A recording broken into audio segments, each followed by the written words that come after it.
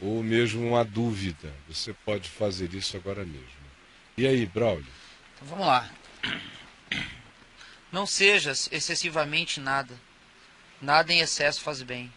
Não sejas excessivamente bom, para que não te enredes em tua própria bondade e assim te corrompas na presunção de tuas próprias leis de nobreza e misericórdia. Vamos parar aí.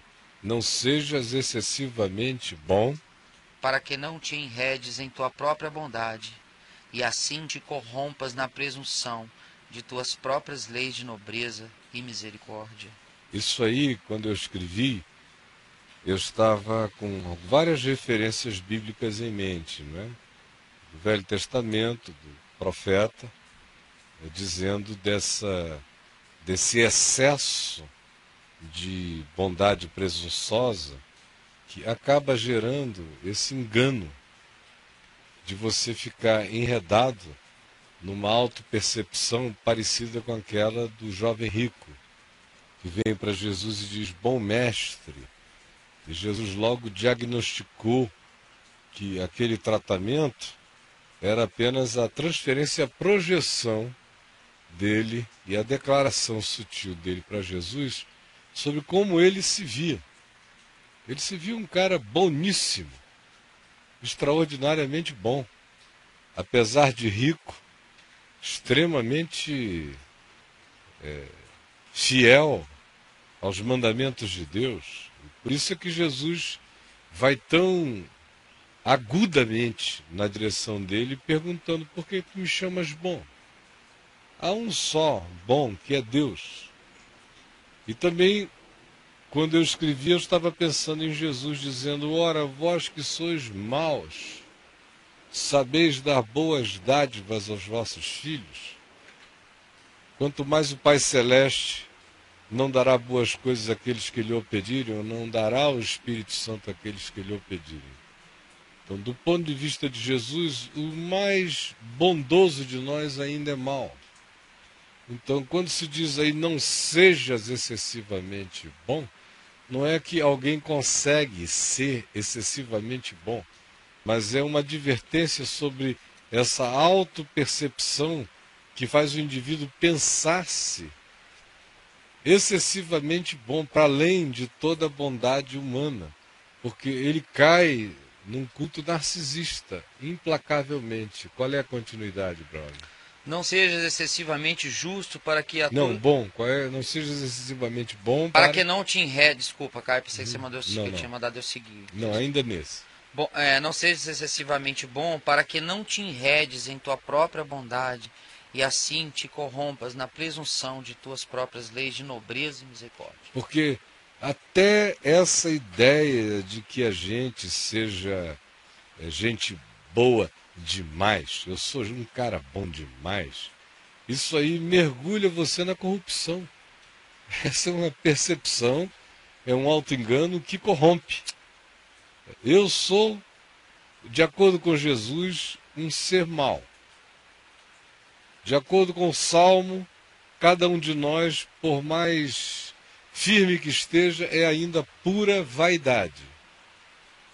E qualquer presunção de bondade que me faça pensar de mim mesmo como sendo um homem excessivamente bom, que posso entrar num campeonato de bondades, ou me mergulha na doença do bondadismo, que é um sequestro do ser, a necessidade de ficar usando a bondade como expressão e como afirmação da sua reputação e como propaganda farisaica do ser, e em outras perspectivas também, transforma o indivíduo sequestrado pela necessidade de mostrar sempre a faceta da bondade, divorciada do significado da bondade que também caminha com verdade, com justiça, com outras dimensões, porque uma bondade que queira ser em si a totalização de todas as virtudes, se esqueceu de que a bondade é apenas um subproduto do amor.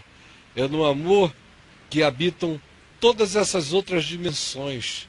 No amor existe bondade, alegria, paz, justiça, fidelidade, mansidão, domínio próprio. O amor é o que equilibra tudo. Do contrário, se você disser, eu dedico a minha vida à prática de uma bondade constrangedora para com todo mundo, você já se corrompeu nesse processo. É sutil, mas é inapelável. É esse constrangimento que acontece pela virtude. Aí vem um segundo excesso.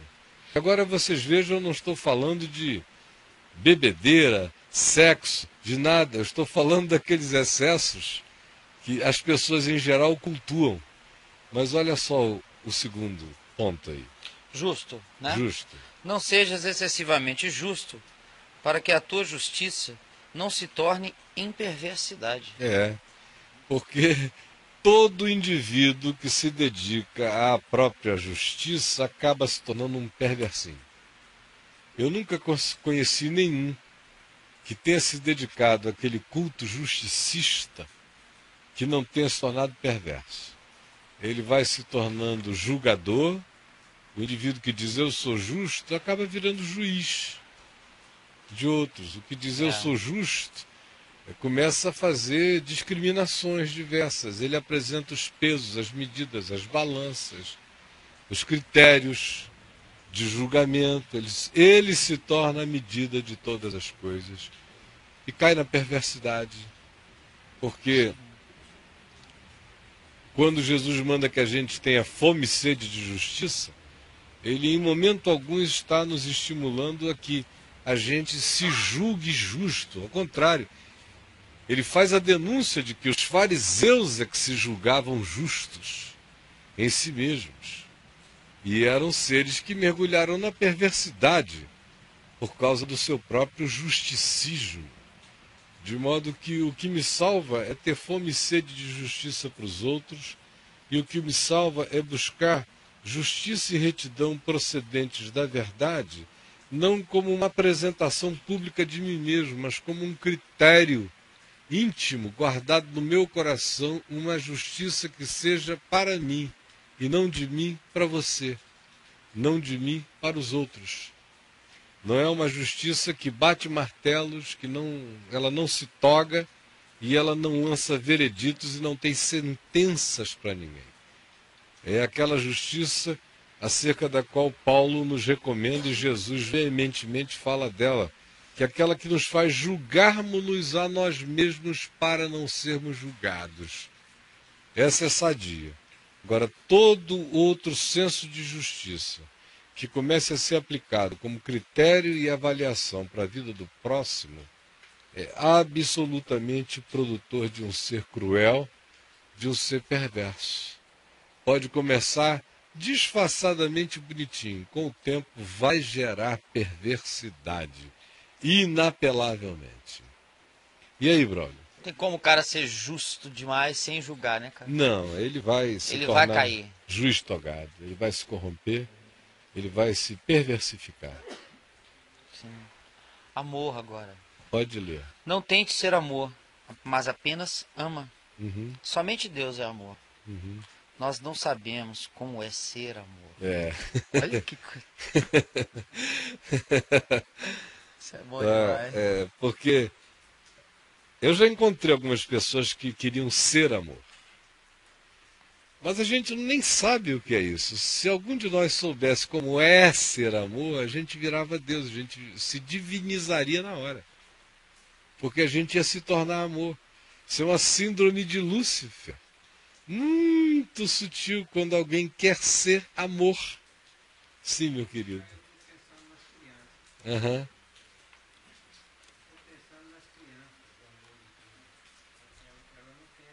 Criança nem se preocupa que quer ser amor. O amor dela não se aproximaria? Ela se aproximaria pela inocência, mas a criança também não é amor.